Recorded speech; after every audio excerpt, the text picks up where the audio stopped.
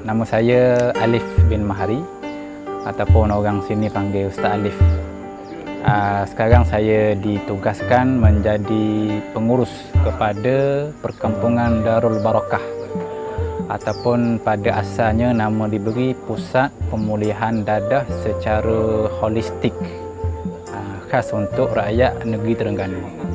Jadi asalnya Pusat Pemulihan Dadah ini dia merupakan satu janji manifesto kerajaan negeri, dan bila diambil alih kerajaan pada tahun 2018, 19, 20, 21 tertangguh akibat pandemik Covid yang melanda ni, maka alhamdulillah pada hari ini 15 hari bulan Jun 2021 kita dapat buka sesi pertama pengambilan pelatih untuk kemasukan ke Pusat Pemulihan Dadah ini ataupun dinamakan Perkampungan Darul Barakah, diselia oleh Yayasan Islam Negeri Terengganu. Alhamdulillah.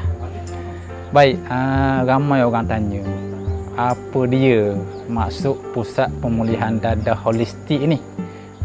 Jadi holistik ini ringkas ceritanya, bahasa mudah, bahasa Terenganunya sini belaka.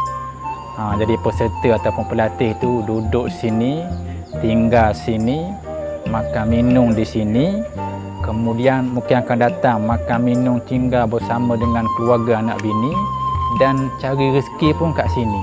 Oleh kerana kawasan sini kawasan yang luas, ada lebih kurang 40 hektar kawasan di sini, maka nanti kita akan buka peluang pertanian, peluang peternakan. Jadi dia duduk sini, berkeluarga sini, makan minum sini, berserta dengan cari rezeki, cari hasil untuk tanggung keluarga pun di sini, dengan adanya pertanian dan peternakan di sini.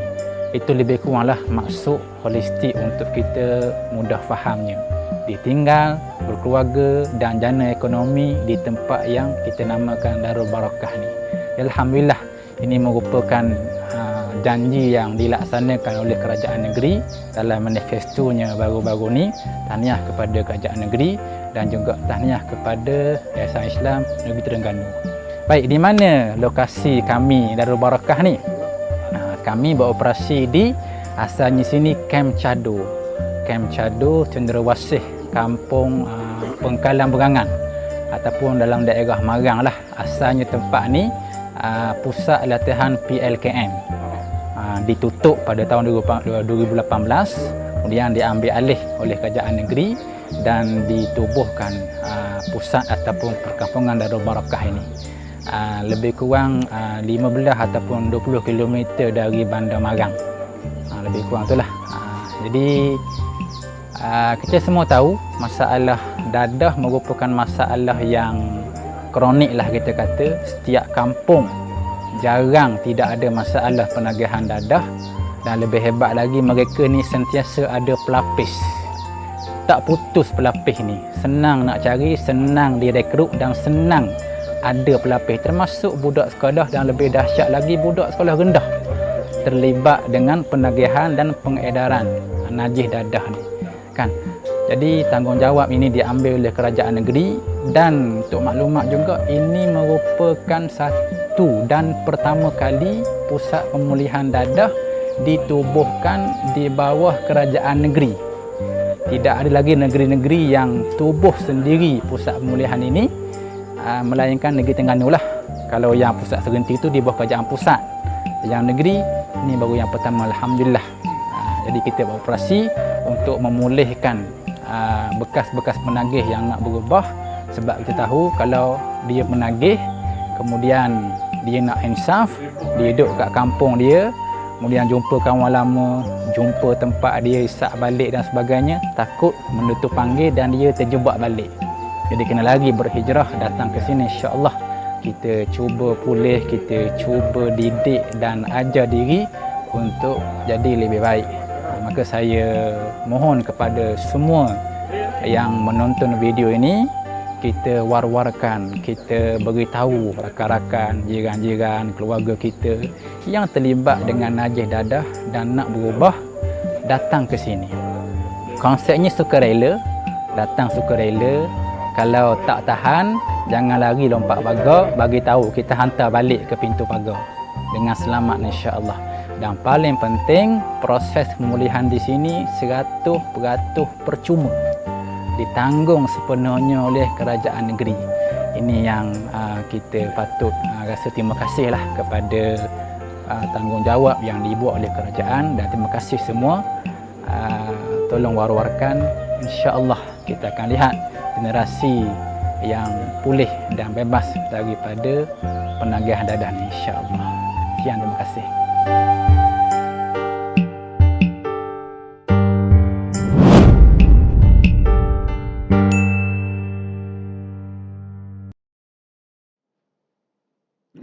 Bismillahirrahmanirrahim. Alhamdulillahirabbil alamin wassalatu wassalamu ala asyrafil anbiya'i wal mursalin wa ala alihi wa sahbihi ajma'in. Selamat pagi. Assalamualaikum warahmatullahi wabarakatuh. Selamat datang tuan-tuan, hadirin-hadirin yang bersiaran secara langsung di TV Darul Iman dalam Bicara Pitas 2030. Hari ini saya rasa cukup teruja, cukup gembira kerana bersama-sama saya yang saya kira panel yang dikenali ramai khususnya dalam kalangan rakyat Terengganu. Bersama saya pada hari ini adalah Yang Berhormat Dr. Haji Alias bin Razak, Pengerusi Jawatan Kuasa Kerajaan Tempatan Perumahan Kesihatan dan Alam Sekitar. Assalamualaikum YB. Waalaikumsalam warahmatullahi wabarakatuh. Apa khabar YB? Alhamdulillah. Alhamdulillah, kami di COE Pitas untuk Bicara Pitas 2030 ini mengucapkan ribuan terima kasih kepada Yang Berhormat Doktor kerana sudi bersama kita pada pagi ini untuk Bicara Pitas 2030. Pelan Induk Terengganu Sejahtera 2030. Apa itu Pitas 2030?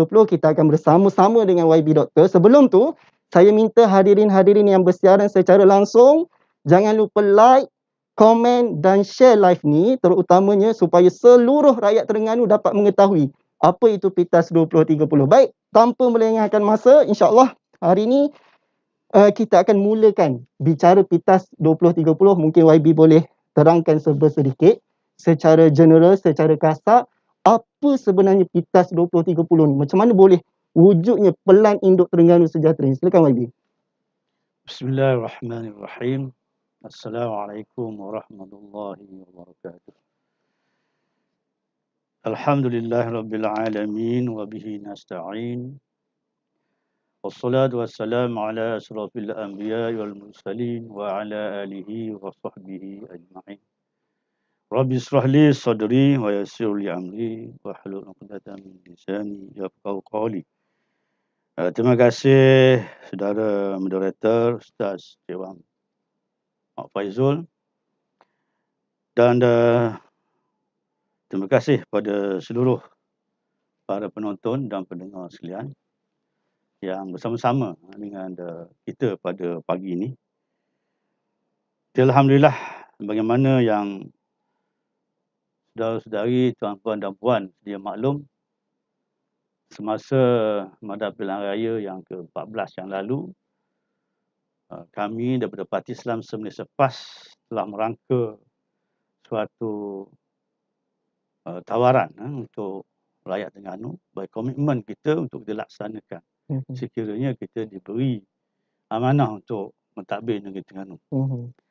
Jadi kita ada dua perkara pada ketika itu yang kita tawarkan. Yang pertama ialah manifesto jangka pendek untuk satu penggal pemerintahan, dan kita juga menawarkan satu Pelan Induk Terengganu Sejahtera yang kita singkatkan sebagai PITAS, bukan pintas, PITAS.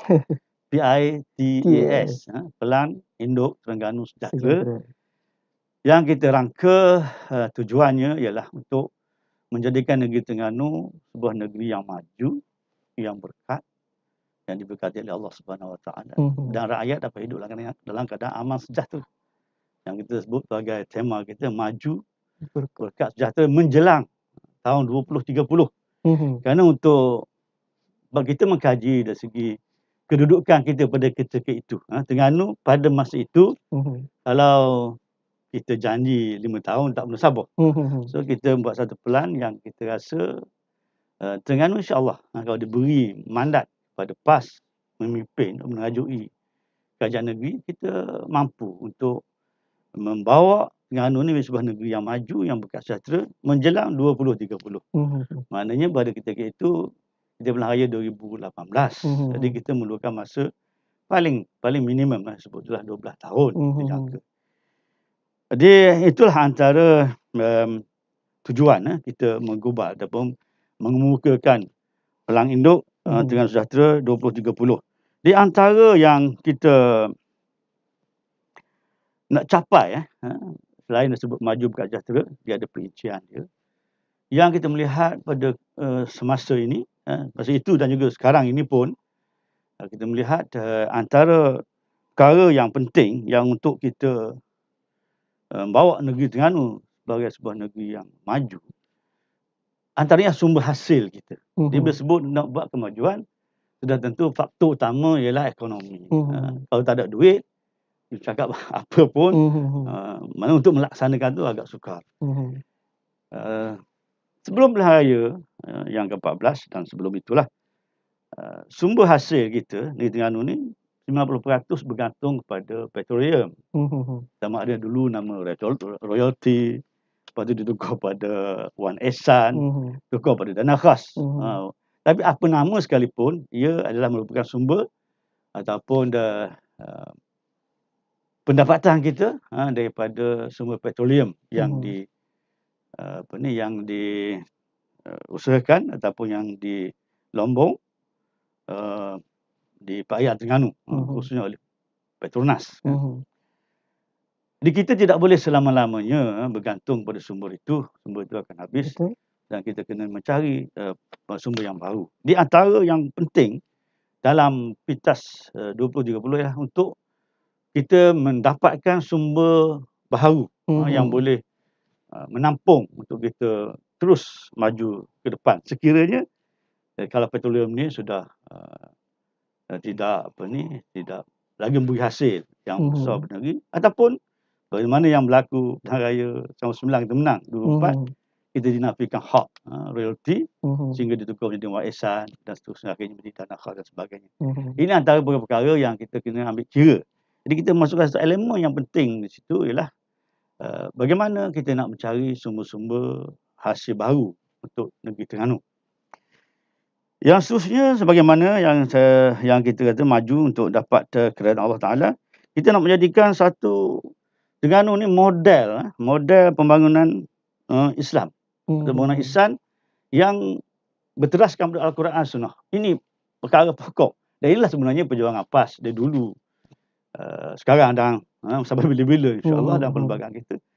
Apa yang kita nak kemukakan kepada rakyat ialah untuk kita nak maju, tapi kita tidak boleh lari daripada Al-Quran dan Sunnah. Ijma' ulama' dan qiyas. Ini dah termaktub dalam perlembagaan Parti Islam semasa PAS. Ini yang kita nak bawa. Dan ini yang kita war-warkan kepada rakyat di dulu, kini dan insya-Allah selama-lamanya. Itu yang kita nak bawa. Jadi ke samping kita nak cari sumber baru, kita juga nak memajukan diri kita ni, memajukan insan itu dari ekonomi, fizikal. So orang juga perlu dimajukan. Majukan bagaimana? Berpandukan Al-Quran, As-Sunnah, Ijma' ulama' dan qiyas. Dan kita juga dapati ialah negeri negeri yang miskin. Maaf cakaplah, memang orang tahu antara negeri yang walaupun pendapatan negeri melalui sumber petroleum itu agak besar berbanding dengan negeri lain, tapi rakyat kita masih dalam hidup yang dhaif. Yang B40 sangat ramai. So apa sebab jadi miskin? Antaranya lah kerana tidak ada pekerjaan. Ataupun pekerjaan yang ada itu pekerjaan yang biasa-biasa je. Yang pendapatannya gaji minimum. So bagaimana kita nak meningkatkan pendapatan rakyat? Ialah dengan kita mewujudkan peluang-peluang pekerjaan yang lebih berprestij, yang berpendapatan yang lebih tinggi. Ini adalah 3 perkara penting yang kita mesti capai untuk menjadi sebuah negeri maju. Oleh itu, untuk capai ini, kita selepas kita mengetah, sebelum mengetah, mungkin maklumat yang kita ada tidak cukup. Memang kita akui terhad maklumat yang kita ada. So bila kita sudah alhamdulillah diberi mandat oleh kerajaan untuk memimpin kerajaan negeri, kita revise balik. Kita buat satu kajian balik tentang pelan induk kita itu. Ini pelan induk kita ni dia agak orang panggil bukan kata boleh buat tu dia terus tidak boleh diubah. Dia adalah satu yang dinamik, yang boleh berubah mengikut apa fakta semasa. Kita kena tengok apa keadaan semasa. Apa keadaan di pusat, siapa pemerintah di pusat, apa projek pusat di negeri kita. Contoh sekarang dia ada nak buat ECRL, LPT3. Ini semua benda-benda yang kita kena ambil kira dalam kita buat kajian ataupun ubahsuaian terhadap pelang induk kita ini. Ini perkara yang penting. Lepas itu kita buat bengkel demi bengkel di kerajaan bersama-sama. Sebenarnya kita include, kita melibatkan dah semua jabatan-jabatan kerajaan, Jalan Terengganu, pegawai tinggi kerajaan untuk sama-sama terlibat dalam membuat suatu revision atau suatu kajian balik terhadap pelan yang telah kita kemukakan itu. Betul saya kata, kita buat ni very dynamic and flexible. Kita tengok apa yang berlaku, perubahan yang berlaku, kita kena sesuaikan dengan keadaan itu. Jadi ada beberapa perkara dalam bengkel kita ini yang kita ambil kira. Saya pun pasal kena tengok betul-betul yang ni. Ada beberapa yang disebut konsep yang untuk kita memantapkan pelan induk 2030 ini. Antaranya lah konsep yang kita ambil 7P. Itu pembangunan pintas ini ada 7 konsep yang kita sebut 7P. Yang pertama merupakan pelan perancangan pembangunan Terengganu yang lebih holistik dan komprehensif dalam bahawa dasar negeri maju berkat sejahtera dengan berteraskan prinsip-prinsip Islam. Itu tak boleh lari. Bagi kita parti Islam semula lepas, maka kita itulah. Dan inilah sebenarnya yang kita nak ajak seluruh rakyat, bukan sahaja Islam yang tak Islam. Kerana hanya dengan Islam saja kita boleh menjamin kita akan dapat hidup yang sejahtera dan yang diberkati oleh Allah Subhanahu Wa Taala. Jadi kita, itu dasar kita. Kita tak lari dari situ. Mana yang bercanggah dengan Islam kita tolak, mana yang tak bercanggah kita teruskan, dan yang belum buat kita akan buat satu perkara pembaharuan dalam menurut apa yang dikehendaki oleh Islam sendiri. Yang kedua, kita memanfaatkan keperluan dan potensi sumber keberhasilan ekonomi negeri yang sedia ada dalam memacu pertumbuhan ekonomi yang mampat. Jadi kita tengok apa sumber hasil kita ada. Selain dari petroleum, apa kita ada? Kita ada sumber air. Kita ada aset pelancongan yang begitu banyak yang boleh kita bangunkan. Dan kita ada minerals, silika, bauxite, besi dan sebagainya. Yang boleh kita explore lagi untuk menjadi sumber baru untuk negeri Terengganu selain daripada petroleum. Jadi kita tengok potensi-potensi yang kita ada. Ini kajian yang baru yang kita buat. Kerana sebelum ini mungkin maklumat yang diterima mungkin salah, mungkin tidak tepat. Jadi so bila kita dah di kerajaan, pegawai dah bagi input-input baru, kadang sebenar sumber-sumber mineral contohnya, ataupun panggil produk-produk pelancongan yang kita boleh majukan. Dan juga antaranya kita negeri Terengganu negeri yang kaya dengan sumber air, air yang masih bersih, yang boleh kita jadikan hasil untuk kerajaan. Yang ketiga, memperkukuhkan keupayaan pembangunan insan dalam meningkatkan daya saing dan produktiviti negeri. Jadi kita tahulah kita Terengganu 90%, lebih 95% adalah orang Melayu, orang Islam. Ini kita sudah satu aset sebenarnya. Satu aset. Kita ada ramai orang yang Melayu Islam, dan kita juga banyak sekolah-sekolah agama. Sama ada sekolah swasta, sekolah pondok, ataupun sekolah agama yang diwujudkan oleh kerajaan negeri sendiri, sekolah agama kerajaan, dan ada juga sekolah agama kerajaan pusat. Jadi kita punya ramai sebenarnya insan-insan ataupun manusia yang sudah ada asas agama yang kuat. Ramai ulama kita. Ini kita perlu kembangkan supaya ini menjadi suatu aset kita, modal kita untuk kita perluaskan lagi supaya penghayatan Islam itu lebih nampak, dilihat, dirasai oleh rakyat keseluruhannya. Ini kita mahu pemimpin-pemimpin yang boleh bawa kita ke arah itu. Yang keempat, memaksimalkan perkhidmatan sistem penyampaian yang responsif dan pantas melalui kerajaan digital yang memenuhi kehendak rakyat. Di sekarang ni kita sebut pasal digital. Semua orang dah mula ke arah itu. Jadi kita tidak boleh lari. Kita tak boleh nak terus duduk dalam kelompok yang lama kita. Tambah-tambah bila Tuhan uji dengan COVID-19, kita ada PKP. So kita rasa kita terkurung. Tapi sebenarnya kita ada satu lagi perkara yang tidak dapat disekat, iaitu perhubungan melalui internet, melalui alam maya. So inilah bangunan digital ini supaya ini boleh menampung ataupun boleh selain daripada menampung di mana yang kita kekurangan, dan boleh kita menggunakan dia untuk memajukan negeri kita untuk masa depan. Jadi kalau dunia sudah berubah, kita pastinya tidak boleh selesa dengan cara pes yang lama kata orang, kita kena juga berubah ke arah yang baru. Yang kelima, memperkayakan personaliti budaya dan warisan negeri yang dilihat berpotensi untuk dimajukan sehingga ke peringkat antarabangsa. Ini kita ada satu budaya yang unik, dengan banyak tinggalan warisan yang boleh dijadikan suatu, selain daripada boleh kita kembangkan untuk diwar-warkan seluruh dunia, tapi boleh menarik pelancong untuk datang ke negeri kita. Antara produk pelancongan yang boleh kita, selain daripada kita ada alam semula jadi, bukit, hutan, tasik, laut, pantai dan sebagainya. Dan lokasi Terengganu itu sendiri di pesisir pantai kan. Dan kita ada juga produk-produk yang Islami, yang warisan yang kita boleh tonjolkan supaya ada orang berminat tentang sejarah, minat tentang perkembangan Islam Nusantara di zaman lampau, untuk mereka datang melihat sendiri kesan-kesan sejarah yang ada itu. Itu antara benda-benda yang kita kena explore. Yang keenam, menyelaras pembangunan dan inisiatif daripada kerajaan persekutuan sesuai dengan konsep budaya politik matang sejahtera. Jadi kita Terengganu adalah sebahagian daripada kerajaan Malaysia, persekutuan. Sudah tentulah apa yang berlaku di peringkat pusat, dia akan beri kesan, impact kepada kita di peringkat negeri. So kita kena peka apa perancangan kerajaan pusat. Kita kena selaraskan apa yang kerajaan pusat nak majukan di khususnya koridor Pantai Timur ni, yang dimajukan Terengganu. So kita kena ambil peluang itu untuk sama-sama memajukan kita. Sebelah tadi, contoh ECRL yang akan datang, yang kita ada apa ni, LPT 3 yang akan disambungkan, insya-Allah. Ini semua benda-benda yang kita kena ambil kira. Dan di mana tempat yang kita mesti majukan peluang ini. Sekarang ni kita tengok kemajuan kita hanya di pesisir pantai.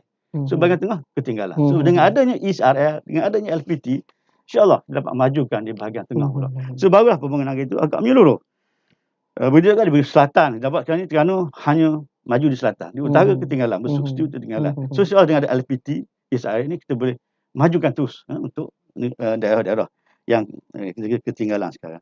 Dan yang ketujuhnya, meletakkan sasaran 2030 seiring dengan matlamat pembangunan lestari atau Sustainable Development Goals yang diadaptasi mengikut prinsip-prinsip Islam. Jadi itu antara 7 konsep yang kita bengkelkan untuk menghasilkan satu plan of action, plan tindakan kita untuk dilaksanakan oleh setiap portfolio bawah exco kita dan juga jabatan-jabatan kerajaan yang berkaitan. Itu antara yang tersebut PITAS 2030 itu sebenarnya yang kita nak sampaikan kepada rakyat. Penerangan yang cukup baik YB.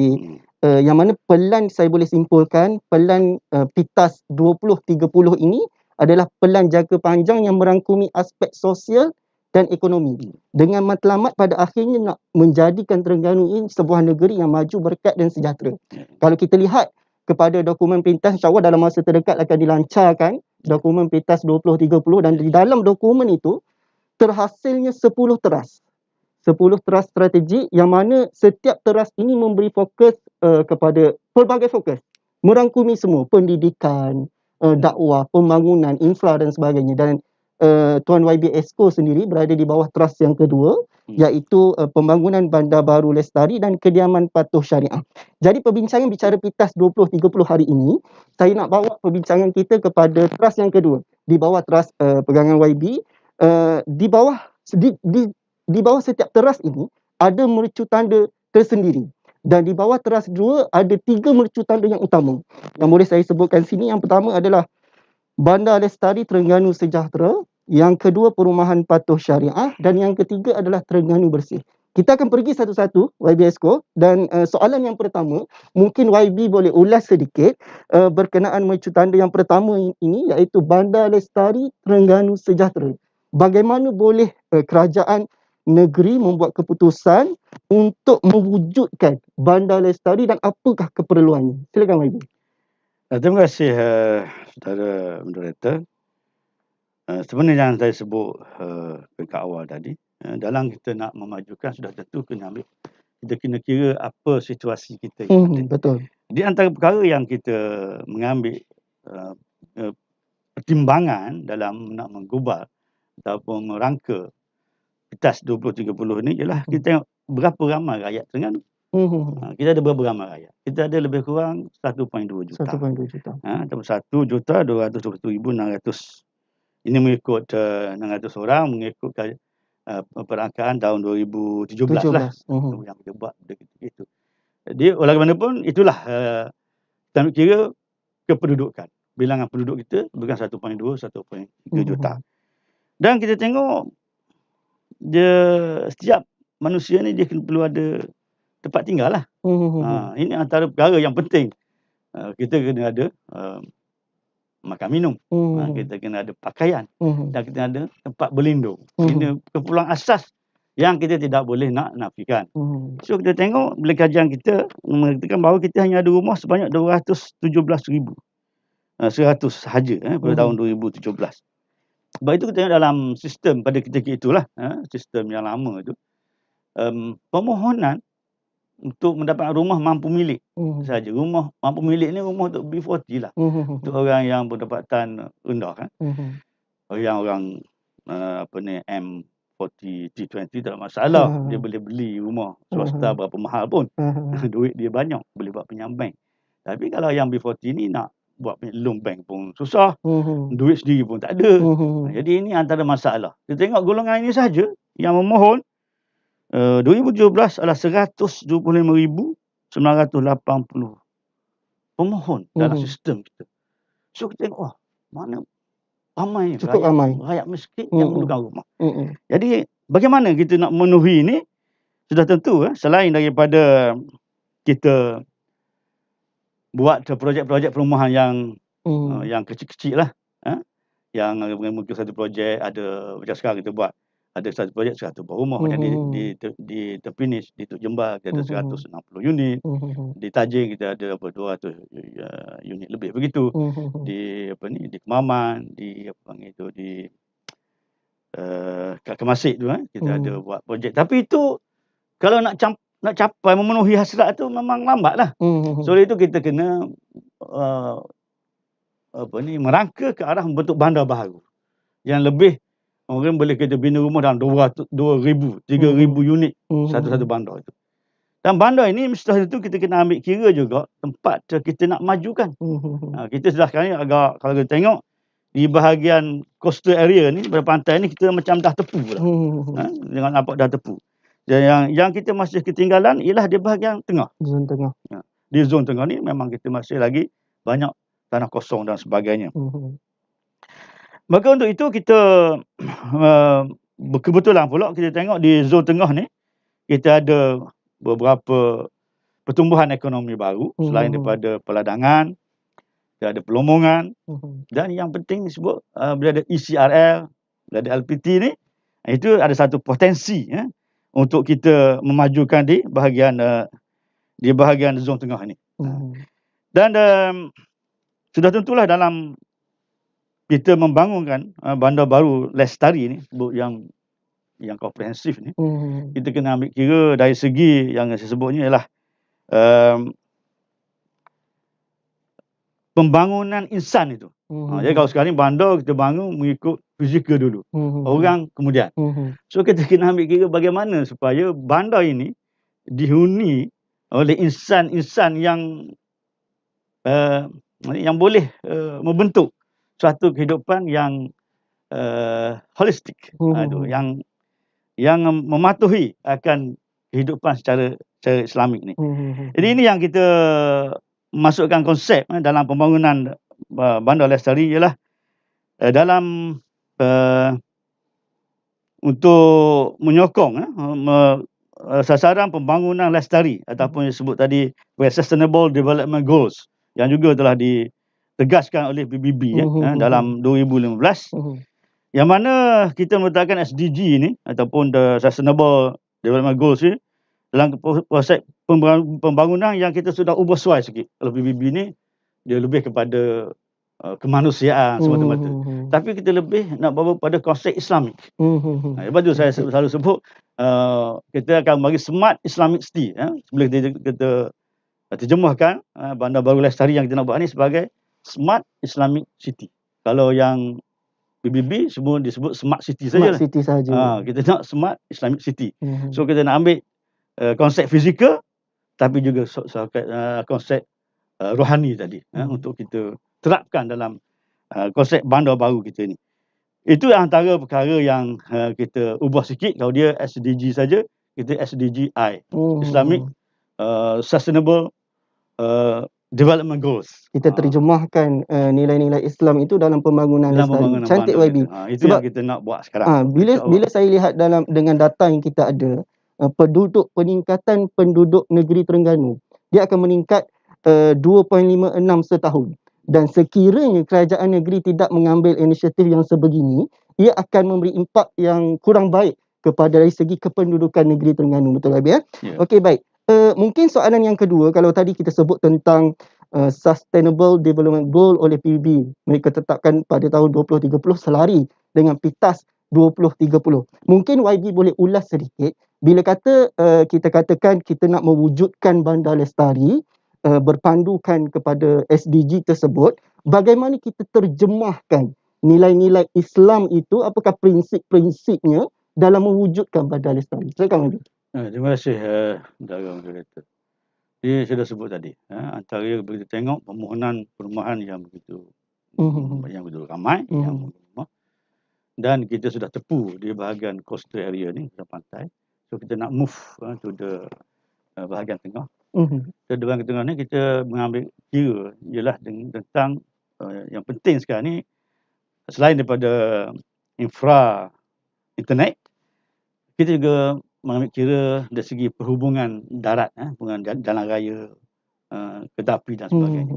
So kita merangka bandar-bandar ini mesti berdekatan dengan laluan ataupun infra perhubungan darat yang akan diwujudkan nanti. Kalau dulu kita tengok semasa awal pembangunan sesebuah negara ni, dia bergantung kepada pengangkutan laut, kapal, perahu dan sebagainya.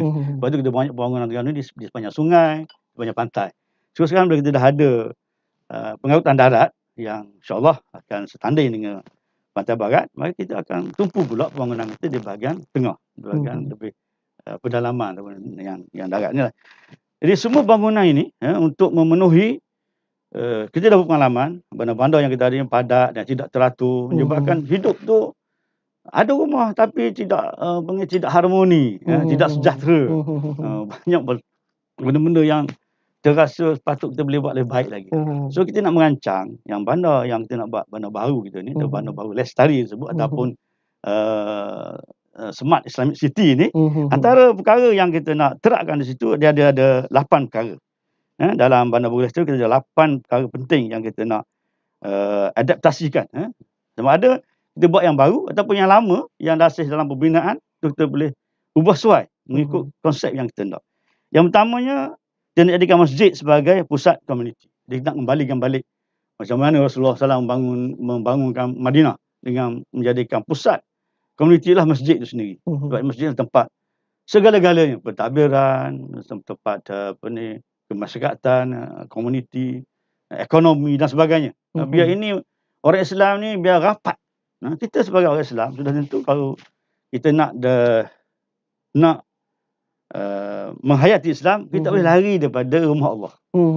Kalau gitu setiap setahun kita pergi buat haji di Baitullah. Jadi kita biar menjadikan masjid di rumah kedua kita. Rumah kita dah satu.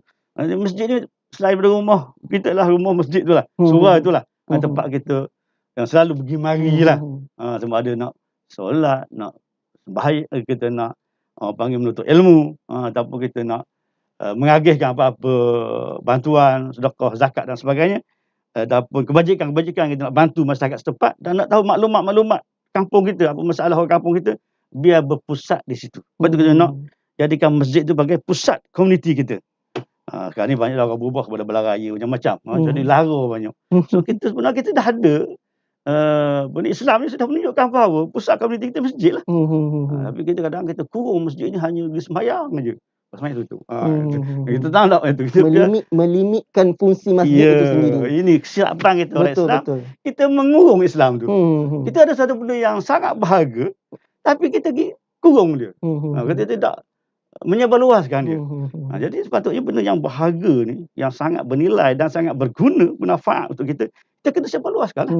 Kita war-warkan dan kena beritahu semua orang. Jangan kita kurung dia begitu. So ini antara kita nak buat satu perubahan ataupun anjakan paradigm shift ni, anjakan paradigma ni kita kena buat.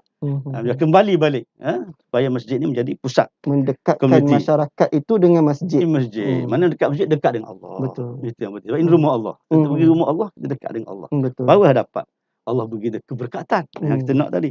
Yang kedua, pembangunan menyusun reka bentuk dan kemudahan patuh syariah. Ini satu benda lah. Banyak kita tengok kita buat bangunan ke, pasar semua, masjid, kita patuh syariah kot. InsyaAllah lah. Tapi kadang bangunan lain, bangunan kerajaan, bangunan kedai, bangunan tempat-tempat rekreasi ataupun bangunan awam lah, capalan raya, Dewan Sivik. Ini kadang-kadang dia bercanggah dengan konsep Islam. Ini kita kena betulkan balik supaya dia tidak bercanggah dengan Islam. Ini patuh syariah. Yang ketiganya, pengisian kepada penduduk. Ini yang sebut tadi, bila kita sebut nak jadi masjid sebagai pusat komuniti. So kita nak menyebarkan Islam ni seluas-luasnya dan menjadi dihayati. Bukan hanya duduk dalam masjid, Islam ni bukan hanya duduk dalam kitab, tapi dihayati oleh insan yang menduduki bandar tersebut. Barulah kita boleh nampak Islam itu hidup, live. Ini bukan Islamnya duduk dalam Quran, duduk dalam kitab, tapi kita nak biar duduk dalam diri kita. Nampak macam payah, tapi kalau Rasulullah zaman sahabat boleh buat, kita tidak mustahil boleh buat. Cuma kita perlu sedikit perubahan dari segi penerimaan kita terhadap Islam, pemahaman kita terhadap Islam, juga penghayatan kita terhadap Islam itu sendiri. Yang keempat, ini yang semua orang nak lah. Keselamatan, kebersihan dan kawalan impak bencana. Ini kena design macam tu. Biar bandar kita bandar yang selamat, bandar yang bersih, masuk ini suatu suasana yang nyaman, yang ada interaksi antara alam sekitar dengan manusia. So kita mau masuk rasa di bandar kita ni rasa selesa, rasa sejahtera, rasa lega lah, rasa lega, rasa aman. Dan orang panggil kita kena kawal belaka. Sekarang ni Terengganu, apa benda bencana kita yang utama? Banjir. So, ni musim terkujuh hujung tahun ni. So kita mau bandar kita ni bebas kalau boleh lah. Kalau bebas banjir, kalau banjir pun tak teruk sangat, taklah menjahanamkan kita punya harga benda. Dia kena ada saliran yang baik, tidak ada boleh berlaku banjir kilat dan sebagainya. Ini kita kena design. Mengambil kira faktor-faktor demikian lah kan. Kita tahu waktu kita hujan memang musim hujan memang banyak hujan. Kalau kita dah tahu tu kita kawasan hujan lebat banyak, bila bulan 11, 12, 1 ni hujan banyak, so kita kena buat longkang dia tu sesuai lah dengan hujan pada ketika itu. Kita boleh ambil average sepanjang tahun sebab hujan ni bukan dia mari sepanjang tahun. Betul. Waktu ketika. So adakah cukup saiz longkang kita ni nak discharge air tu kalau hujan tu katakan 3 hari 3 malam tak berhenti. Kalau kita tak buat cukup, maka dia akan banjir lah. Definitely lah kita dah salah rancang. Ataupun kita kena ada kawasan disebut sebagai kawasan takungan air. Jadi air tu bila dia lebat pun dia boleh bertakung situ dulu. Sementara dia nak tunggu giliran dia masuk ke sungai. Kalau kita boleh nampak longkang besar sangat. Takkan longkang sangat besar dengan sungai. Mustahil. So longkang kecil. Tapi untuk hujan 24 jam ataupun 48 jam tu, dia boleh takung dulu. Ada kawasan yang panggil badan air. Dia kadang-kadang kita buat dalam bentuk kolam rekreasi. Dia waktu biasa boleh jadi kolam rekreasi. Dia waktu hujan dia boleh jadi tempat takungan air. Kolam tadahan air. Sementara air nak masuk ke longkang ataupun ke sungai, dia boleh berehat di situ dulu. Dia tagung situ. So dia akan menyelamatkan perumahan kita daripada banjir. Ini yang perancang bandar kita kena fikir. Jangan kita buat rumah, lepas tu longkang kita tak ada. Ataupun longkang kita kecil. Sebenarnya pembinaan itu sendiri mengambil kira pelbagai faktor lah. Ya, itu yang kata yang holistik tu, yang prinsip kena ada satu perancangan yang betul-betul holistik. Jadi yang berlaku hari ni ialah bila kita tidak mengancam bandar dengan teratur, pemaju ni buat 100 buah rumah kawasan tu. Dia ada tanah tu, dia buat pula 200 buah rumah. Akhirnya tiba-tiba kawasan tu dah ada bandar besar. Penduduk dah jadi 15,000, 20,000 rumah, dah ada 2,000, 3,000. Sedangkan longkang tu buat untuk projek 100 buah rumah. Sudah tentulah bila musim tenggujuh, longkang takkan dapat menampung. Sebab dia tidak dirancang daripada awal lagi. So kita mahu bandar yang kita bina ni menepati ciri-ciri itulah yang boleh impak bencana sebut tadi. Yang kelima, galakkan perkhidmatan tenaga menjadi tenaga solar. Sekarang ni kita nak buat renewable energy. So renewable energy antaranya tenaga solar lah. Tenaga yang panggil solar, Tuhan bagi percuma. Selain daripada air percuma, kita ada hydro. Tapi kalau tengok tenaga hydro ni, guna air ni, dia impak pada alam sekitar besar. Contohnya, dia menenggelamkan satu kawasan yang begitu begitu besar, kawasan hutan kita. Dan kita merubah aliran sungai. Akhirnya sungai kita jadi tak berapa deras alirannya. Menyebabkan berlaku deposited, menang pasir-pasir tempat yang dulu tidak ada, dan masukkan air masin.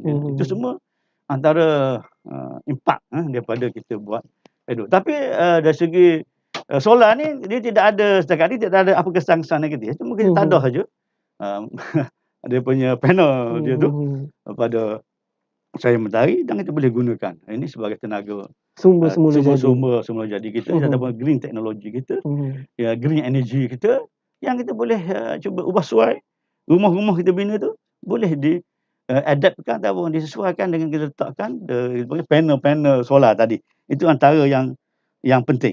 Yang keenam, pembangunan kawasan pertanian bandar. Di sekarang ni orang bertani pun nak duduk dalam bandar juga. Sekarang ni sebut bertani lautan. Siapa nak duduk lautan? Orang muda tak nak kalau duduk seorang-seorang lautan untuk buat pertanian. Dia nak juga ada, nak menikmati jugalah kemajuan yang ada pada hari ini. So kita boleh juga, walaupun tanah tu kecil, tapi kita boleh majukan menjadi pertanian yang produktivitinya tinggi. Kecil tapi produktiviti tinggi, macam berlaku di China, di Jepun kan. Walaupun tanah dia kecil tapi dia gunakan teknologi, dan benda tu boleh buat dalam bandar dan memberi hasil yang boleh paling tidak pun boleh sara diri. Itu yang penting.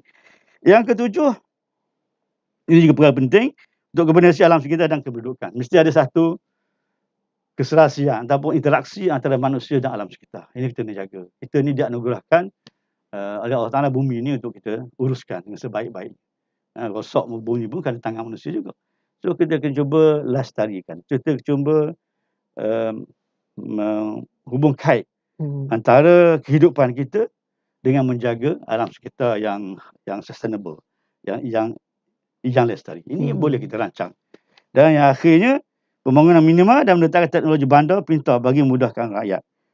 Ini antara kita nak buat pembangunan, tetapi kita kena juga ambil kira tentang keselesaan rakyat. Hari ini banyak kita tebang hutan, kita tarah bukit untuk buat rumah dan sebagainya. Akhirnya kita merosakkan alam sekitar. Kita boleh buat bandar, tapi kita cuba maintain keadaan semula jadi yang ada. Kalau kawasan berbukit, kita cuba buat rumah mengikut kontur yang ada. Kawasan berpaya, kita cuba sesuaikan. Bukit kawasan rendah, kita buat tempat rekreasi air dan sebagainya. Kolam rekreasi, Pak Bukit, kita buat rumah di yang sesuai dengan lereng bukit dan sebagainya. Ini supaya tidak banyak sangat kita nak tarah bukit, potong bukit, tebas hutan. Akhirnya kita tinggal kawasan yang gondol. Dibangunkan dengan bangunan-bangunan konkrit, bangunan batu. Maksudnya kita bolehlah kita kata global warming dan sebagainya, panasan, sebab kita dah tebang semua hutan. So kita boleh nak preserve alam sekitar yang ada, kita membangunkan secara minimum, tapi boleh memenuhi kehidupan manusia. Ini antara yang sebut ciri-ciri penting dalam yang panggil SDGI ini, atau Islamic Sustainable Development Goals yang kita nak capai ni, insyaAllah. Terbaik, saya lihat kepada 8 prinsip asas itu tadi, mungkin saya teringat dengan kriteria yang ditetapkan oleh Ibnu Khaldun dalam pembinaan bandar lestari ini. Yang pertama adalah keselamatan, yang mana menjamin penduduk di dalam bandar itu sendiri daripada ancaman jenayah. Kemudian penekanan alam sekitar, ada YB Exco sebut juga tadi.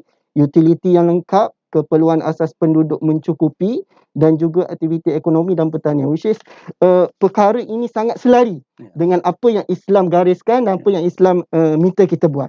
Okey, baik, mungkin sedikit aja Tuan Exco, kalau Tuan YB boleh ulas sedikit tentang, kalau tadi lebih kepada perancangan, prinsip asas, status terkini, kat mana kerajaan negeri akan buat bandar lestari? Adakah semua bandar itu kita jadikan semua bandar lestari, ataupun ada bandar yang kita upgrade, bandar sedia ada kita upgrade, sebab membuat bandar ni bukan kos yang sikit, makan berbilion Jadi mungkin YB boleh ulas sikit tentang lokasi yang kerajaan negeri tetapkan. Ya, terima kasih moderator. Yalah, memang itu satu perancangan jangka panjang. Sebab itu di dalam manifesto kita itu kita buat di belakang sikit. Sebab kita bermula. You have to start lah. Kita dah mula sekarang sebenarnya. Kita mula dengan buat kajian, kita mula dengan mengenal pasti di mana tapak yang boleh kita majukan sebagai universiti. Memang sudah ada dalam rancangan kita. Dan juga apakah bandar-bandar yang sedia ada yang boleh kita ubahkan menjadi sesuai dengan kehendak yang sebutkan 8 perkara tadi. Ataupun yang moderator sebut Ibn Khaldun tadi. Memang kita sebenarnya merangka daripada situ juga. Kita ambil daripada kitab-kitab yang dahulu juga untuk kita merangka apa yang kita hendak ni. Berselari dengan apa kehendak Islam. Jadi dua perkara yang penting di sini. Yang pertama, kita mengenal pasti tempat baharu yang memang orang panggil green. Green area lah, kawasan yang belum ada apa-apa bangunan yang lagi. Belum dimajukan. Kita akan merancang situ sebagai sebuah bandar yang baru dengan ambil kira tadi kan, transportation dan sebagainya. Yang kedua, bandar yang sedia ada yang belum siap lagi. Yang kita rasa boleh di-upgradekan atau boleh diubah balik perancangan itu sesuai dengan kehendak kita. Itu dua perkara yang kita menurut kepada prinsip-prinsip itu tadi. Ya. Jadi hak yang dah lama, contoh bandar Terengganu dah lama, memang kita rasa dia pergi konsultan mari tengok pun ni you cannot do anything, you just leave it there lah. Buat macam tu je lah. Sebab kita nak sentuh pun tak jadi dah. Ini dah lama sangat. So ada bandar yang baru yang boleh kita buat touch up sikit-sikit, dia akan jadi mengikut konsep kita. Ini kita dah buat, kita bukan sebenarnya nak buang 1% yang dahulu dan buat semua yang baru, tidak. Jadi semua perancangan telah berjalan dan setakat ini kita telah kenal pasti dua tempat yang kita ambil kira tadi pula, Lebuh Raya dan sebagainya di Bangar Tengah, iaitu Bandar Durian Mertangau di Kuala Dungun. Ini dekat exit Kuala Dungun lah. Kawasan luas itu, ada 300 ekar lebih situ. Dan memang kita pasti dalam proses kita untuk dia macam ni lah, tanah di Terengganu walaupun nampak kosong, tapi kadang rentahan haram tu ada. Ada orang dah rentah dalam hutan. Jadi pejabat tanah tak perasan, kadang dah ada orang buat kebun dalam tu kan. So di sini kita kena tengok molek lah. Kita pun tak mau dah juga orang panggil nak menghalau orang. Kita saja dia dah teroka dah tanah durian, mengikut prosedur yang sepatutnya. Dia dah tanah kelapa sawit. So walaupun dia buat cara haram, tapi dia rakyat kita. So kita pun kena pertimbangan belaka. Jadi lepas tu kata tidak mudah nak buat satu bandar yang mana mereka tersebut. Bukan satu mudah. So kita kena kaji belaka tanah ni, keluasan yang kita nak ada tak? Ada, okey. Kita pun plot di situ. Jadi kita tengok apa ni ada di situ. Ada orang ke tak? Kalau tak ada orang, alhamdulillah, selamat. Sudah ada orang rentah walaupun tak ada grant. So kita kena ambil kira belaka. So antara yang telah kita kenal pasti, ini dah kenal pasti betul-betul, ialah di Bandar Durian Mertangau, Kuala Dungun. Yang kedua ni Bukit Cahat, Ulu Terengganu. Ini juga dekat. Bukit Cahat ni sebenarnya kalau kita perhatikan Lebuh Raya LPT 2 ni, dia ada satu tempat yang berhenti tengah hutan. Nak pergi ke Kenyir sebenarnya. Lepas tu dalam 10 km tu hutan. Lepas tu sebelah sana dah ada jambatan. Ada jalan sebahagian untuk ke Kenyir. Jadi kita nampak ini tanah ni kosong, tanah kerajaan. Dan jalan ni kalau kita buat, dia dah memendekkan perhubungan antara LPT ke Kenyir. Satu lagi produk pelancongan kita yang istimewa. So kita bangun satu bandar. Lokasi yang strategi. Ya, dekat dengan Lebuh Raya, dekat dengan orang panggil dengan pusat pelancongan kita. Dan kalau siap jalan Aring nanti kan, so lagi kita boleh dekat ke Kelantan, ke Perak dan sebagainya lah. Dia menghubungkan antara negeri ni. Kita ada satu bandar di situ yang kita rancang betul-betul, ambil kesesuaian dengan pertanian pun ada di situ, pelancongan pun ada. So kita akan konsultan kita akan rancang benda ni supaya boleh mengisikan sebutlah macam bandar pertanian, bandar pelancongan, yang mungkin ada industri kita akan buat untuk pemprosesan hasil-hasil pertanian dan sebagainya. Dan penduduk situ bekerja dalam sektor itulah. Dia hubungan dia dengan Lebuh Raya pun dekat, Isak Raya pun dekat. So ini antara perkara yang telah kita pasti dua tempat. Dua bandar baru. Ya baru yang dalam, bukan sekata dalam, ini dah peringkat kita dah dalam proses nak mewartakan tanah tu dah untuk dijadikan bandar baru kita. Jadi kena sabarlah. Benda ni perlu beri masa. Makan masa nak membina sebuah bandar itu Confirm makan masa. Dia buat projek perumahan yang Betul. 200 unit, satu unit makan 3 tahun, 4 tahun. Ini bandar kita kena rancang betul-betul. Sebab ini jadi tak jadi, bahaya kita. So kita kena buat betul-betul teliti. Mesti banyak kita kena buka dulu sebagai mungkin pandangan-pandangan rakyat, dapat pandangan umum macam mana. Dan baru kita boleh dengan melibatkan arkitek-arkitek yang kita muka dan arkitek. Sekarang kita dah lantik, dah ada daripada institusi yang tinggi, dah kita lantik sebagai rakan kita untuk sama-sama mereka beri pandangan bagaimana bandar ni nak kita buat. Tapi tidak lari daripada konsep yang kerajaan nak. Betul. Kita nak begini. So you reka lah, you orang orang panggil pakar dalam bidang perancangan bandar ni. Kita merujuk kepada subject matter expert. So kita serahlah kepada institusi yang tinggi yang dah bersama dengan kita untuk dia buat suatu cadangan, proposal kepada kita bagaimana bandar yang di tanah yang saya bagi ke awak ni 300 hektar contoh, dengan ini saya nak awak reka lah atas kebijaksanaan untuk supaya sesuai dengan apa yang kita nak. Sekarang ni sedang buat.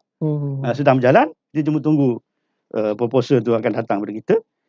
Yang keduanya bandar yang sedia ada. Kita ada 4 bandar yang dah dirancang oleh kerajaan dahulu yang boleh kita rasa kita benda tu pun belum berjalan lagi juga dalam perancangan. Tanah pun telah digazetkan. Cuma projek belum jalan. So ini masih ada peluang untuk kita ubah suai mengikut konsep yang kita nak. Gitu.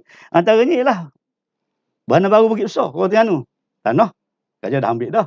Tapi pembangunan belum ada lagi. So kita boleh ubah suai konsep yang dahulu, kita cuba terapkan apa yang kita nak. Dengan prinsip lestari itu tadi. Bandar Kuala Negros sekarang sedang dalam proses pembangunan, tapi belum siap apa pun lagi.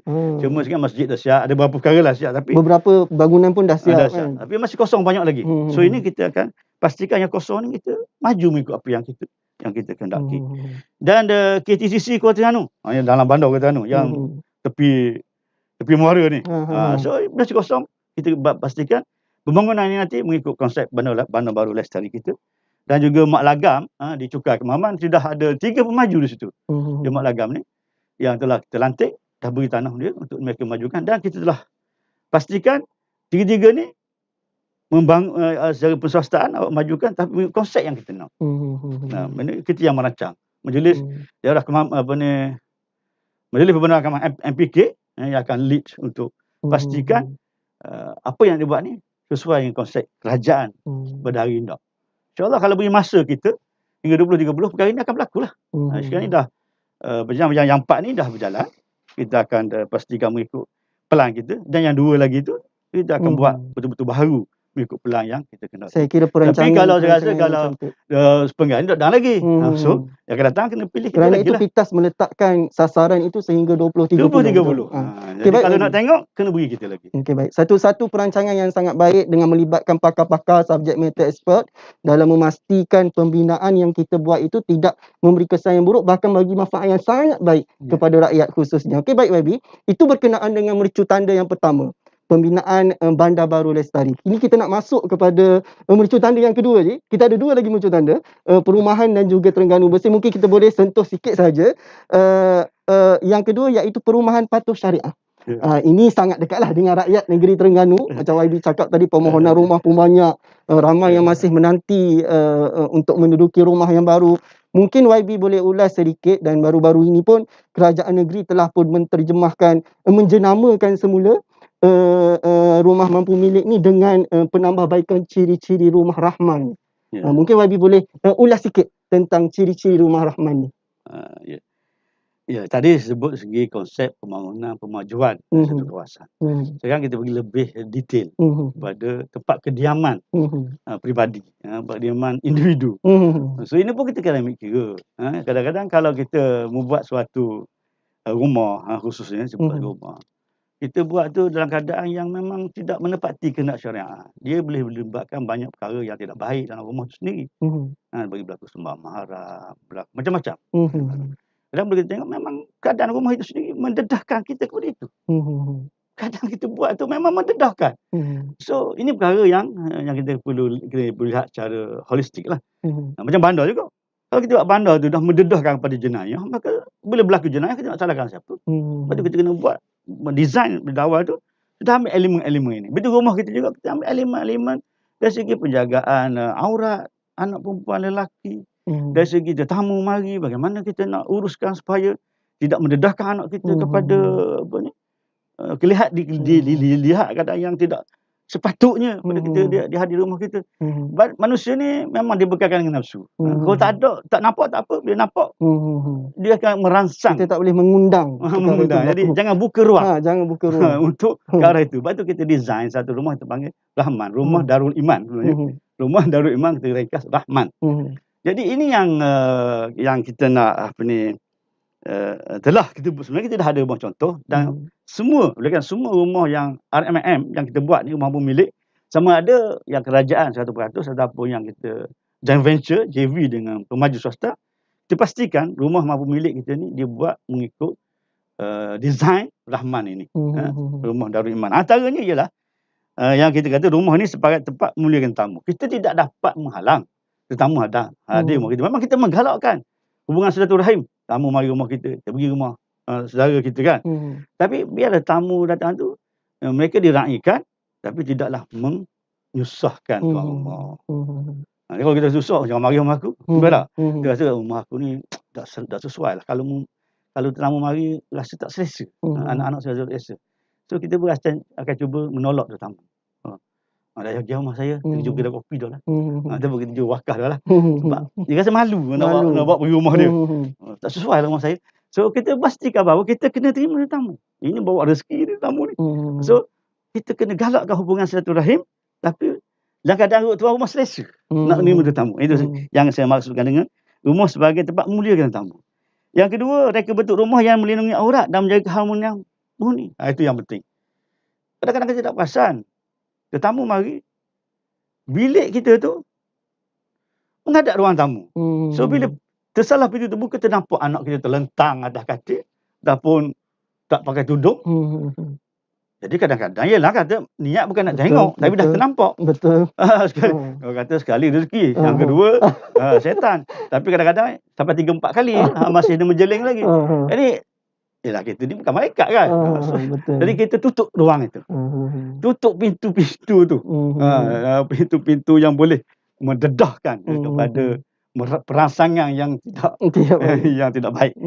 Jadi ini yang saya sebut biar boleh melindungi. Yang pentingnya dalam rumah ada lelaki perempuan kan. Kadang isteri kita nak pergi ke dapur, duduk dapur, nak pakai tudung dapur panas lah kan. Dengan api dapur, dengan suasana. So dia kadang nak buka. Tapi kalau dah dapur dengan ruang tamu boleh tengok terus gitu, tak selesa lah dia. Jadi jangan boleh tamu mari, orang rumah kita terpaksa kena pakai tudung lengkap. So dia pun rasa tak selesa. Panas dah lah, panas api dapur lagi, panas pakai tudung lagi. Rumah umum bukan ada aircon pun, kipas pun tak ada. So kadang-kadang balik derah. Kalau kata lambat balik tu, lama cakap teh. Jadi kita merepek pula dapur. Buat benda tu. Jadi marah dah. Patutnya tamu kita hormat tadi. Betul. Tapi kerana kita tidak selesa, kita jadi marah pula. Islam sendiri mengajar kita untuk menghormati tetamu kan. Tapi kita pun kalau dah tak selesa, kita mesti nak marah. Betul. Gitu. Yang ketiganya, tempat tidur anak lelaki dan anak perempuan diasingkan. Betul, kita wajib minimum 3 bilik. Mesti bilik anak lelaki, bilik anak perempuan dan bilik ibu dan ayah. Ini memang ditutup dalam Islam. Itu minimum lah. Yang mahu milik minimum. Tapi kita beri ruang untuk dia, boleh extend, tambah kalau dia ada anak besar dan sebagainya lah. Itu penting. Yang keempatnya, reka bentuk bilik air yang sesuai untuk bersuci dan berwudu. Jadi ini yang penting juga. Kadang kita kena buat bilik air ni, bila nak keluar bilik air tu kita melalui kawasan yang suci, yang bersih. Jangan kita nak keluar, kita lalu kawasan yang najis. Tempat wuduk di ujung sana, tanah duduk sini. So kita nak keluar, kita pasti lalu ikut tanah balik. So ini kadang-kadang kita tak perasan. Kita dah bawa najis masuk ke tempat kita nak solat nanti. So kita design bilik air tu pun kita ada design kita supaya keluar bilik air tu keluar daripada tempat yang bersih. Nanti you boleh basuh kaki dan you boleh masuk rumah. Jadi dalam bilik tu tidak ada pencemaran najis dan sebagainya. You boleh solat di mana-mana rumah kita. Tapi kalau you buat design tu tandas dekat pintu, so you nak keluar you pasal ikut tandas. So ni kadang kita yelah kalau kita orang dewasa mungkin kita ciumat sikit, kita ambil basuh semula. Kalau anak-anak kita just gedah gitu aja. Betul. Lepas tu dia pergi solat. Lepas dia solat, kita solat pula. Tempat yang tu dah tercemar dengan najis. Ini menyebabkan solat kita tidak diterima dan sebagainya. Yang kelima, rumah sebagai tempat ketenangan, keselesaan dan istirahat. Itu yang penting. Biar ada peredaran udara yang sesuai, yang panggil dari segi cahaya matahari. Mhm. Dan cahaya matahari ni penting juga. Kalau kita terlalu menghadap cahaya matahari sangat, menyebabkan kita panas dalam rumah, pasal aircon dan sebagainya. Tapi itu biar waktu-waktu tertentu tu biar kita lindung cahaya matahari supaya tidaklah kita terpaksa gunakan elektrik yang banyak untuk aircon, kipas dan sebagainya.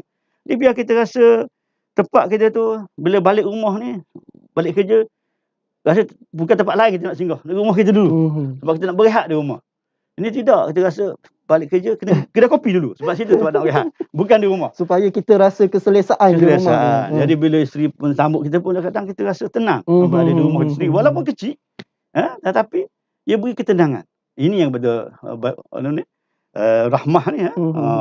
Yang kata rahmat yang ada dalam rumah kita tu. Jadi selain tempat kita berlindung, tempat kita berehat, tempat kita beribadat juga rumah kita, tempat kita menerima tetamu pun rumah kita, dan di situ rahmat Allah akan turun dan kita rasa selesa rumah kita walaupun kecil, tapi ada ketenangan dan keselesaan dalam rumah kita sendiri. Ini yang kita wujudkan dalam rumah Rahman itu, dan adalah kita bengkelkan, dah ini dah kita buat pun. InsyaAllah ini akan beri suatu perbezaan atau rumah yang sebelum ini dengan rumah yang kita cantik-cantik. Penambahbaikan yang saya kira tafsiran dari apa yang Islam kita minta, dan seterusnya kita terjemahkan dalam reka bentuk rumah itu sendiri. Kalau kita tengok dalam dokumen PITAS 2030, kerajaan negeri meletakkan mensasarkan pembinaan sebanyak 60,000 unit rumah mampu milik. Jumlah yang sangat besar.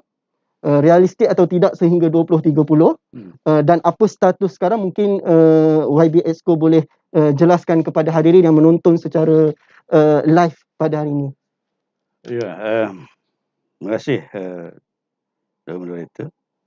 Pertama sekali, ialah pembinaan rumah bukan satu benda yang mudah. Bukan. Dia banyak faktor. Walaupun Terengganu mungkin dari faktor tanah kita ada, tapi dari segi sumber, baru bilion kita mahu untuk buat rumah sebanyak itu, 60 unit. Sebab apa kita ambil 60 unit? Sebenarnya walaupun dalam permohonan kita itu ada dalam 100,000 lebih, tapi bila kita sort balik, tengok balik, kadang bertindih pun ada. Kadang-kadang mereka yang sudah meninggal pun masih ada nama dalam tu lagi. Sebab tu dalam versi 3 kita ni dia lebih nama baik. Perumahan versi 3 yang baru dilancarkan. Kita buat pemutihan, dan itu kita kira kita hanya sebenarnya menjelang 2030 dengan pertumbuhan yang kita ambil kira tadi, dengan penduduk yang kita ada, kita mungkin bina 60,000 unit itu sudah memadai untuk keperluan pasaran yang kita ada, keperluan rakyat dan pasaran yang kita ada pada hari inilah. Jadi kita memerlukan, kita kira satu penggal kita akan bina 20,000. 20,000 dan bagi kita perlukan 3 penggal lah. Lepas ni 20, 23 mungkin Pelang Raya, 25, 26 kita satu penggal lagi, mungkin bersiap lagi 20,000 dan penggal lagi 20,000 yang kita ambil satu penggal tu 4 tahun je lah. Kita dah ambil 5 tahun. Sebab kita kira biasanya Pelang Raya dalam 4 hingga 5 tahun. Jadi dalam 4 tahun kita kira kita kena bina 5,000 setiap tahun. 5,000 unit setiap tahun. Ini memang angka ni agak besar, very ambitious, tapi ada asas yang kita buat. Bukan kata kita buat reka. Ada perkiraan yang dibuat mengikut tempoh masa pembinaan itu sendiri. Masa pembinaan dengan bebanan-bebanan baru kita. Ini kita ambil kira semuanya. Dan setakat ni walaupun kita dalam keadaan PKP, kita akui PKP ni banyak merencat ataupun melambatkan proses pembinaan rumah kita. Sebab memang tidak digunakan pemaju untuk buat di tapak. Kontraktor tidak boleh meneruskan projek mereka. Banyak yang terhenti sampai PKP. Kalau kita juga terkurung dalam rumah, boleh jugalah projek kita terkurung di tempat tu. Bila orang pun saya tengok, dia orang boleh catch up. Mengikut jadual tu, walaupun kita bagi dia, kita ada bagi dia AOT, mengatur berapa lama yang kerajaan tidak benarkan projek ni diteruskan kerana PKP. Kami kira belaka. Dan nampaknya yang projek-projek yang telah berjalan tu dapat berjalan jugalah, walaupun nampak ada sikit kelewatan.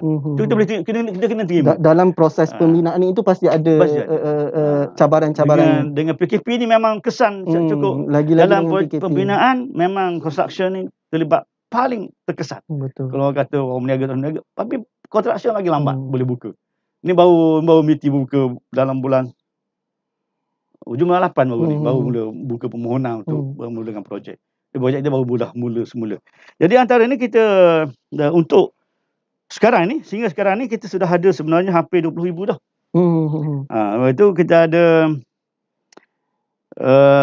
yang sudah siap 325 unit dalam pembinaan sedang berjalan sekarang ni. 6,739 unit yang sedang siap perjanjian untuk kita launchkan. Ada 1,670 unit dan rancangan kita ni, yang perancangan sebenarnya kita dah ada tanah, dah ada tempat, dah ada pemaju pun, cuma kita nak bawa kelulusan kerajaan negeri saja.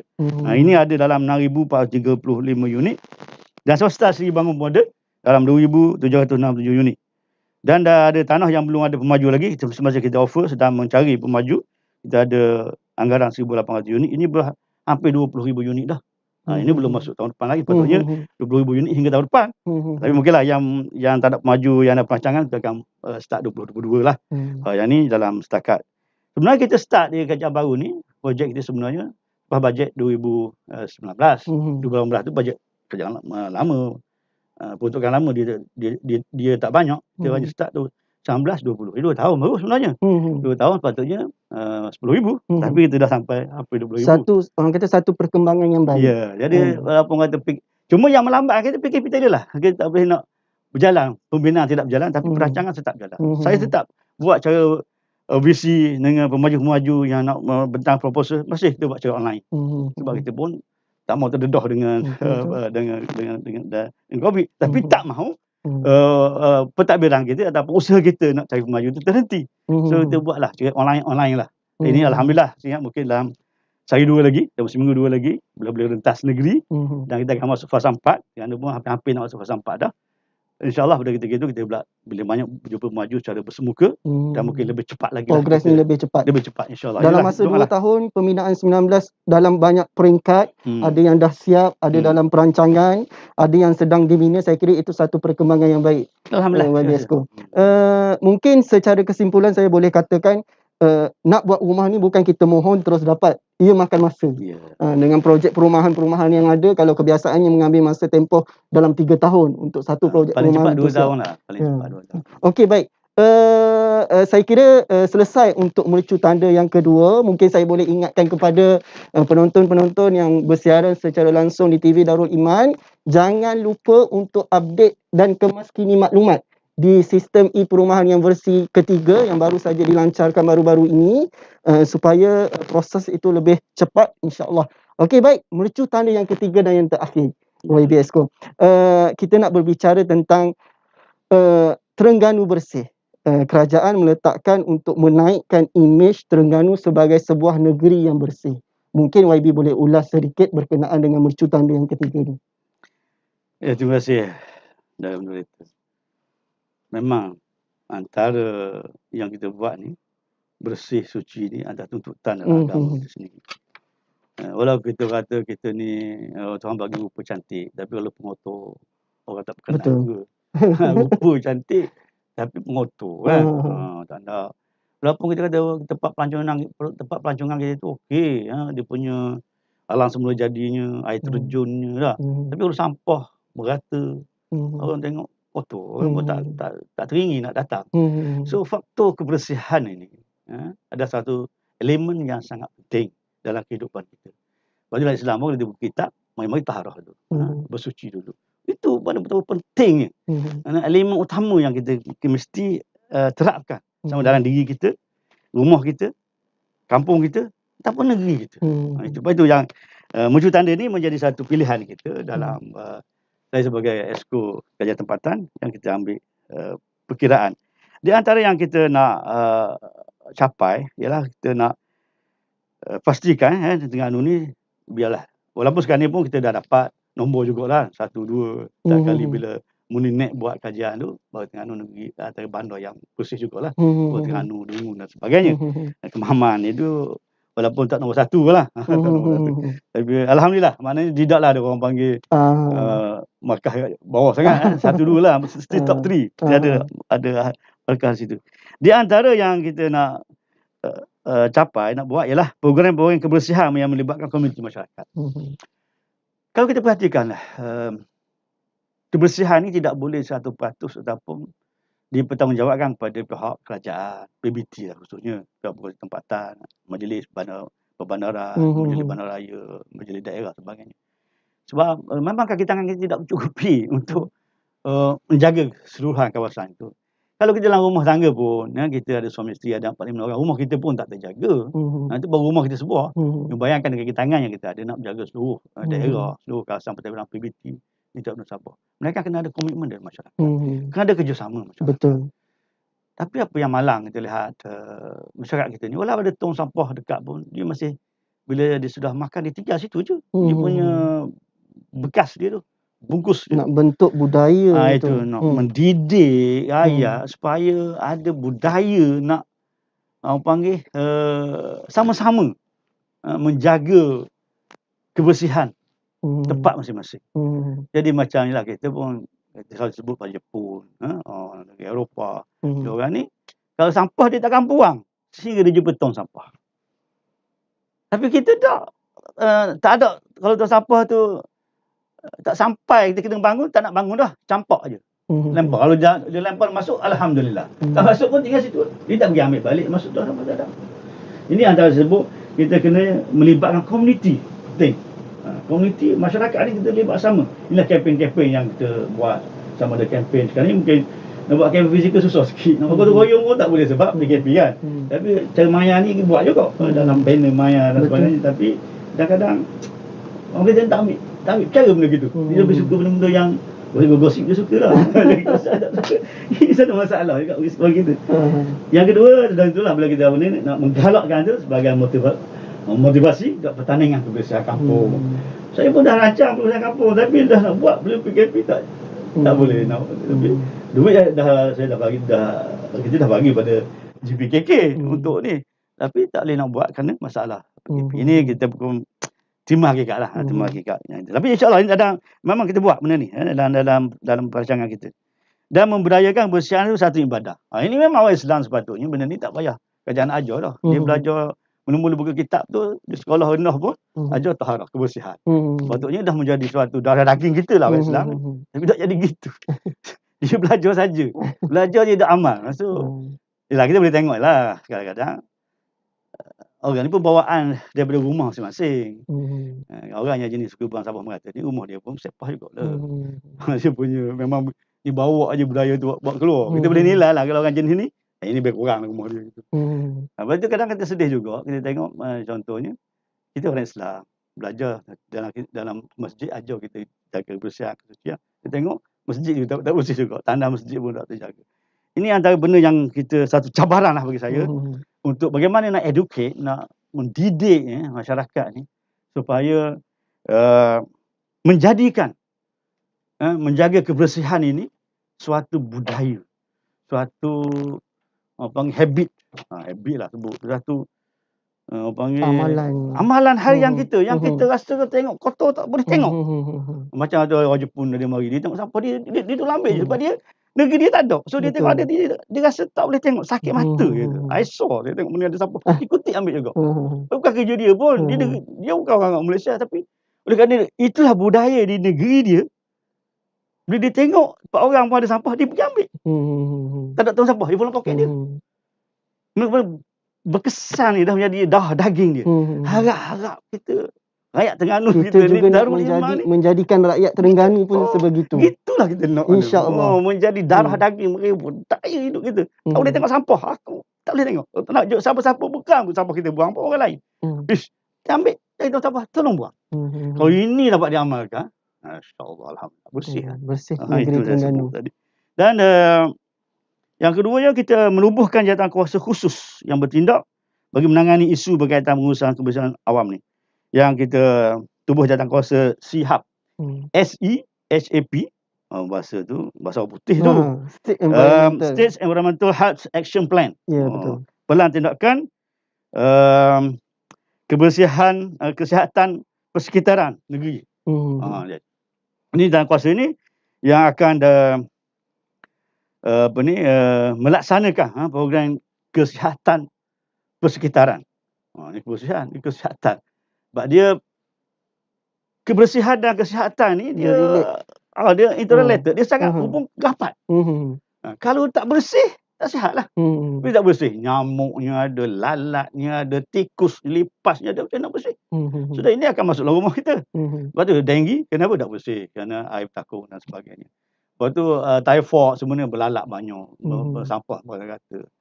Apa ni, kolera sekarang dah kurang dah tahun ni. Dulu memang lalat antara ejen yang tu, lipas, tikus, macam-macam. Jadi itu yang kata hubungan antara kebersihan dan kesihatan sangat penting. Jadi ini antara yang kita nak terapkan supaya agensi-agensi kerajaan, tadi sebut masyarakat kena terlibat. Ini sebenarnya yang utama, masyarakat kena terlibat. Tapi agensi-agensi kerajaan akan membantu. Antaranya lah Pak Berkuasa Tempatan sebut dalam Majlis Berbandaran, Majlis Bandaraya, Majlis Daerah. Ini akan jadi sebagai ejen kerajaan yang akan menguruskan gotong royong dan kebersihan dan sebagainya. Tapi bukan ke 100% duduk ni dia. Kalau tak ada kerjasama ramai, dia takkan berjaya. Memerlukan kerjasama semua pihak. Semua. Pejabat kesihatan daerah. Pejabat kesihatan daerah memang dia ada unit kesihatan persekitaran. Dia ada kos unit kesihatan persekitaran yang environmental hub ni dia untuk jaga kebersihan di kawasan kampung dan sebagainya, dan juga alam sekitar. Ini antara saya sebut jabatan-jabatan penting yang akan terlibat sama dalam sihat ni. Dari masyarakat, tapi jabatan-jabatan yang kita dah arahkan supaya menjadi penggerak utama dalam memastikan negeri Terengganu menjadi negeri yang bersih. Tambah satu lagi suci sekali, insya-Allah. Dan juga menambah baik kualiti perkhidmatan kutipan sistem pekerja dan perusahaan awam. Ini kita sekarang sedang menggalang Terengganu berbelanja besar untuk kutipan sampah ni. Hampir 30 juta setiap tahun untuk pastikan lori-lori sampah kita ni dijaga. Dan juga tempat pembuangan sampah kita. Ini ada lagi kita nak naik taraf di Sungai Ikan sekarang. Dah banyak sangat. Untuk bagi pastikan sampah kita ni diangkut dan dilupuskan mengikut standard yang diluluskan oleh Jabatan Alas kita. Ini satu cabaran sebenarnya bagi saya, satu cabaran yang besar sebab untuk menyediakan satu tapak sampah yang standard atau sanitary landfill ni, dia kosnya tinggi dan memerlukan tanah yang cukup besar. Jadi kalau dari Kuala Terengganu contohnya, tanah yang besar memang dah tak ada. Mereka pergi jauh, boleh jauh, masalah kos transport pula. Kos kita nak hantar sampah. Ini semua banyak perkara yang kita kena ambil kira. Terus sekarang ni, ke mana-mana pun kita sedang di Kuala Terengganu, kita cuba nak naik taraf balik di Sungai Ikan tu. Kita nak adalah syarikat yang konsultan yang mampu, syarikat untuk kita boleh guna lagi di situ dengan satu sistem teknologi baru yang tempat yang sama tapi boleh kapasiti untuk pelupusan sampah tu lebih besar. Ini antara cabaran kita hari ini yang kita nak tu. Tapi yang penting sebut tadi lah, sampah jadi banyak sebab apa? Sebab kita terlalu banyak buang sampah. Makanan membazir. Sebahagian besar daripada sampah kita ini adalah makanan, sisa makanan. Kaya orang Terengganu ni, banyak buang makanan. Hotel satu hal, restoran, rumah pun banyak buang makanan. Makanan membazir tak habis. Ini dilarang oleh Islam membazir. Beli makanan cukup-cukup lah. Jadi bila kita buang benda ni lah, antara kita kena ingat, kos pelupusan ni dia ada kos dia. Saya pengangkutan, buat pelupusan, kita ada beberapa kos yang kerajaan kena tanggung. Sekarang ni juga itu dah ambil dah. Itu yang kerajaan keluar yang butuhkan. Tapi dia ada kos yang besar. Pelupusan sampah satu kos yang besar. Jadi kalau semua bertanggungjawab menghasilkan sampah, mengurangkan sampah, guna recycle punya barang, jangan guna single use plastik, dan makanan tu beli cukup-cukup, jangan membazir makan. Dan beli makan habis-habis lah. Biar proses ikut tubuh kita. Jangan beli 10 raju, 10 sumpit kata. Kita makan 2, lapang kita buang. Betul, duit awak. Tapi awak kena tahu bazir tu dosa satu. Yang kedua, menyusahkan pihak majlis nak menggunakan sampah awak tu. Kos. Jadi fikir-fikirlah, kita sama-sama fikir. Bahaya komitmen masyarakat ni biar ada satu kesedaran dan kita budayakan hidup mengikut Islam, acuan Islam, jangan membazir, jaga kebersihan. Saya kira satu inisiatif yang baik bila kerajaan negeri meletakkan mentransformkan Terengganu ini sebagai negeri yang bersih, bukan sahaja memberi keselesaan kepada penduduk, bahkan ia akan menarik orang luar untuk datang ke Terengganu, insyaAllah. Saya kira perbincangan kita pada hari ini cukup lumat. Kalau nak lumatkan lagi boleh, tapi ia akan makan masa yang besar sebab PITAS 2030 ini sesuatu yang besar. Dan untuk melaksanakan PITAS ini memerlukan kerjasama semua, rakyatnya, agensi kerajaannya dan semua yang berada di Terengganu. InsyaAllah moga-moga dengan pelan perancangan PITAS ini, Pelan Induk Terengganu Sejahtera ini, akhirnya sasaran kita tercapai untuk membina sebuah negeri Terengganu maju, berkat dan sejahtera. Ya. Terima kasih banyak-banyak YB Exco kerana bersama-sama sudi melapangkan masa, meluangkan dalam kepadatan jadual dapat bersama-sama kita pada hari ini dalam Bicara PITAS. InsyaAllah selepas ini kita akan ada lagi siri-siri perbincangan PITAS 2030. Mungkin kata-kata akhir daripada YB Exco sebelum kita tamatkan bicara kita pada pagi ini. Terima kasih Ustaz Moderator. Yang pertama sekali yang kita mahu rakyat faham, untuk kita mencapai di negeri yang maju, berkat sejahtera ini perlu masa. 5 tahun kita sempat. Sebenarnya paling kurang saya target yang kita buat 2030 tu target yang paling minimum lah, yang paling cepat yang kita boleh capai. Mungkin lebih lagi. Jadi kita tidak nak sangat banyak perubahan berlaku. Sebab kita dah ada we are now in the right track dalam perjalanan. Contoh seperti tadi. Dari sudut pembinaan rumah, memang sedang berjalan mengikut jadual kita. Mungkin berlaku lambat sikit kerana PKP. Dari segi bebanan bandar baru lestari seperti tadi, memang sudah merangka, dah ada kita punya TOR dia, dan kita sudah ada tempat-tempat yang kita pilih, dan bagaimana untuk kita wujudkan dengan apa yang konsep yang kita nak sedang berjalan. Begitu juga kebersihan dalam pelaksanaan kita. Jadi kita perlu masa, mungkin sebutlah perlu masa paling kurang hingga 2030 untuk melihat hasil dia, buahnya. Sekarang ni kita baru ada tempat kita baru bersih tanah, ada dah tanam benih. Sekarang sudah ada penjagaan.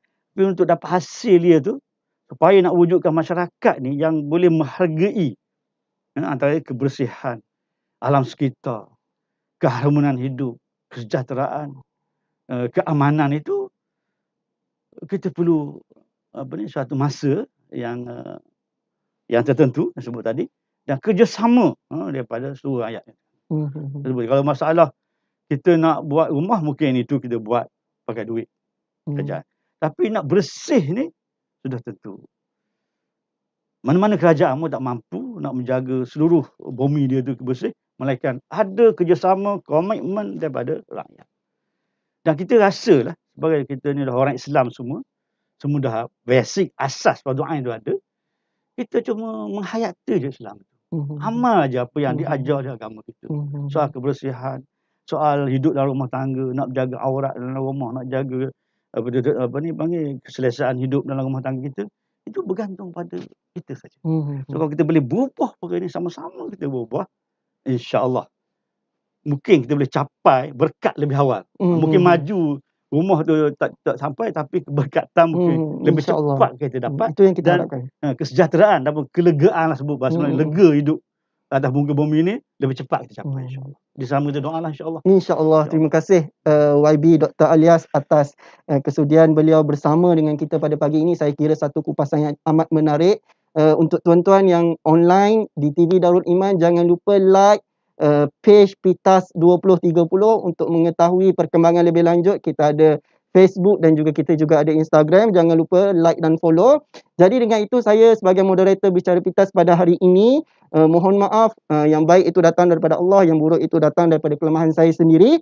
Jadi saya akhiri bicara kita dengan pantun. Kalau ada sumur di ladang, boleh saya menumpang mandi. Kalau ada umur yang panjang, kita berjumpa siri Bicara PITAS yang akan datang, insya-Allah. Wallahu a'lam. Assalamualaikum warahmatullahi wabarakatuh. Warahmatullahi wabarakatuh. Mana start mula saya terjebak dengan dadah ni lebih kurang umur habis sekolah lah. Habis sekolah umur 18. Masa tu kan habis sekolah ke baru bebas lah kata orang. Mana kawang. So dapat pengaruh daripada rakan sebaya. Mana ni kita ni bukan rakan sebaya, kawang ke orang lebih dewasa, orang tua dia kita. Banyak kawang orang tua-tua. Jadi dia invite sekali ke dia ajak. Dia dah ajak, jadi kita duduk tengok-tengok. Jadi terang, rasa nak terang. Bila nak rasa nak terang, mana ni start ada spekat. Mula dengan Bermula dengan isap gang. mula-mula. Mula-mula sekali. Lepas tu Isap gang, lepas tu isap ganja.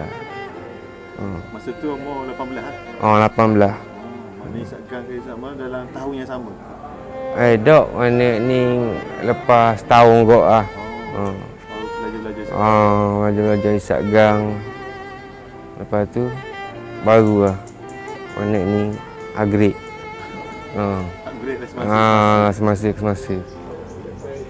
Ni rasa nak terang sama. Rasa ada hak baru, tubik je hak baru nak. Mana Dah gitu. berapa lama kau? Mana tubuh dalam ni? Tapi mana ni sepanjang mana ni tu mana dok sokmo lah kata ambil. Tapi time masa kita kerja. Tapi bila habis kerja time saya nak ambil mana jumpa kawan nak enjoy gitu lah. Dah sebelum pada ni kerja kat mana? Sebelum ada ni saya last sekali saya kerja offshore lah. Sebagai Sebagai pekapalang AB.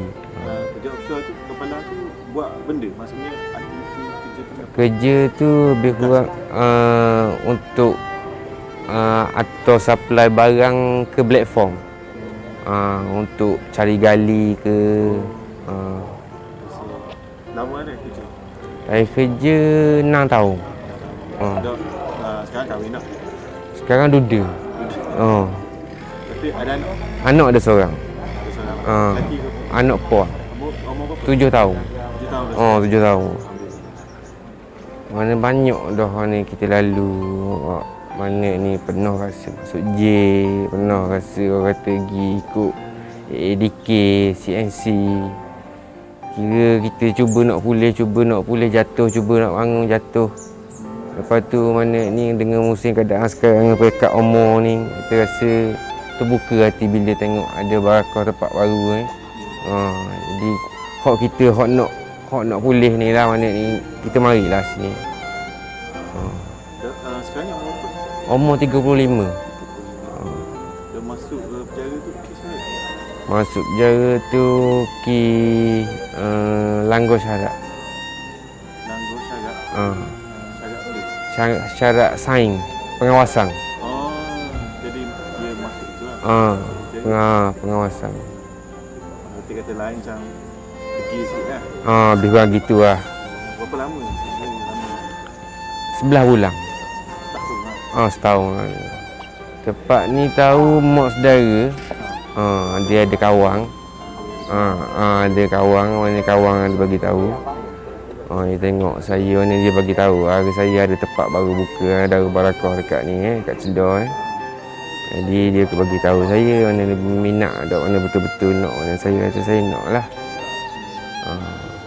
Jadi pun Mari hari ni. Jadi peserta pertama. Peserta pertama hari ni. Dah ada pesanan. Mana ni kalau hak baru pesanan pada hak baru-baru tu lah, mana ni tak payahlah. Mana cukup setakat rasa lah. Tak payah sampai tagih lah, mana rasa cukup lah. Kalau hak terlibat dah. Mana kalau hak terlibat dah. Kalau hak dah terlibat lagi. Hak tak terlibat lagi, minta jangan rasain mana ni kalau ada tahu mana ni saing tu hak ada hak misak tu tak payahlah dekat. Kita manusia ni kan gitu lah, takut. Lemah.